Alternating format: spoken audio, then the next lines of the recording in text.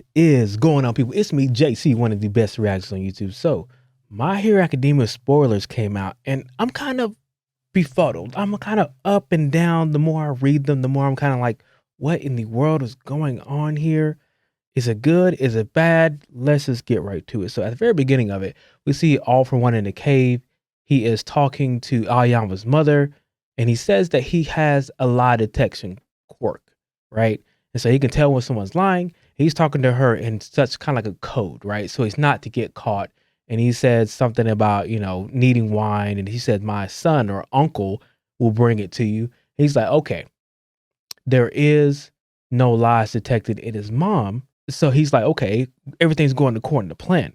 That's cool. That's fine. That makes sense. Lie detection quirk. She's not lying, but we know she is in league with the heroes. So it's a little off, right? So then it flashes over to Deku meeting Aoyama with a cell phone, and he's acting confused, right? And I say acting because we'll see what happens in a little bit, but he talks to Aoyama, and Aoyama is basically saying like, hey, the reason why my parents did it is because they wanted and felt like they would be better in the world that All For One created. And so he's like, do you want to know All For One's plan? Deku's like, yeah, of course I want to know. Go ahead and spill the beans. Okay, so after the villains win, what they want to do is kind of create a society that is kind of like the Great Depression, right? After the villains win, the yen that their currency is going to devalue. So that means that everybody goes into poverty, companies start to, go under, bankruptcy and all that kind of stuff. And then since the villains will basically be running the country, then every other country is going to close their borders to it. So, hey, we don't want no part of this. We're going to try to secure ourselves. And so when people, are poor, are hungry, need food, who are they going to turn to? It's going to be All For One. So he's going to be ruling over all Japan. And then it's going to eventually start spreading and spreading and spreading. The more fear that is caused, the more, the world is going to start, the villain's going to come out, try to do the same thing. That's what the whole plan is.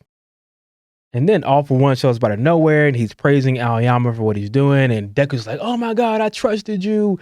Okay, cool. Then Aoyama turns around and attacks All For One. And he's so confused because, number one, All For One has a lie detection quirk. So he should have known that Aoyama's lying. And then Aoyama says to Deku, he said, you did a pretty good, role, playing your role, lying too. He's like, okay, apparently my lie detection quirk is not working.